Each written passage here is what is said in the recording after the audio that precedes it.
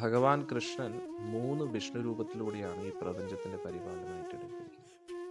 അന്നേരം വൈകുണ്ഠ ലോകങ്ങൾക്ക് ഇപ്പുറത്തായിട്ട് കൈലാസമുണ്ട്, കൈലാസത്തിന് ഇപ്പുറത്തായിട്ട് ബ്രഹ്മജ്യോതി, ആ ബ്രഹ്മജ്യോതിക്ക് ഇപ്പുറത്തായിട്ട് കാരണജലം. അതായത് ഭൗതിക ലോകം ആധ്യാത്മിക ലോകവും അതിൻ്റെ ഇടയിലാണ് ഈ കാരണജലം ഇരിക്കുന്നത്. അത് ഭഗവാൻ വിഷ്ണുവിൽ നിന്ന് വരുന്ന വിയർപ്പ് എന്ന് വേണമെങ്കിൽ പറയാം. ഭഗവാന്റെ രോമകൂപത്തിൽ നിന്ന് വരുന്ന ജലമാണ്. നമ്മുടെ ശരീരത്തിൽ നിന്ന് എങ്ങനെയാണോ വിയർപ്പ് വരുന്നത് അതേപോലെ ഭഗവാന്റെ ദേഹത്തിൽ നിന്നും ആ ജലം വന്ന് ആ ജലത്തിലാണ് ഭഗവാൻ വിഷ്ണു ശയിക്കുന്നത്. അതിനെയാണ് കാരണജലം എന്ന് പറയുന്നത്.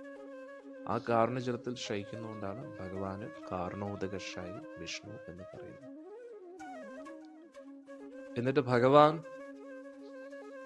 ഓരോ ബ്രഹ്മാണ്ടങ്ങളുടെ ഉള്ളിലും പ്രവേശിക്കുന്നു. ആ ബ്രഹ്മാണ്ടത്തിൻ്റെ ഉള്ളിൽ ഭഗവാൻ വീണ്ടും ജലത്തെ കൊണ്ടുവരുന്നു. പകുതി ബ്രഹ്മാണ്ടം ജലം കൊണ്ട് നിറയുന്നു.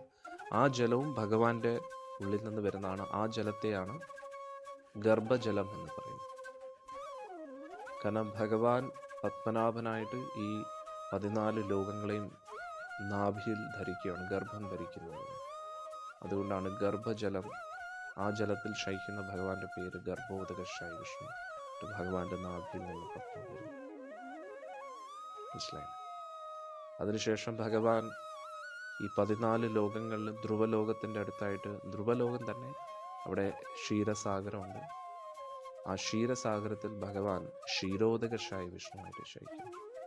ഇങ്ങനെ 3 വ്യത്യസ്ത വിഷ്ണു രൂപങ്ങളുണ്ട്. ഈ വിഷ്ണു രൂപങ്ങളിലൂടെയാണ് ഭഗവാൻ പരിപാലനം ചെയ്യുന്നത്. ഇത് ഭഗവാൻ തന്നെയാണ്, ഭഗവാന്റെ അംശം.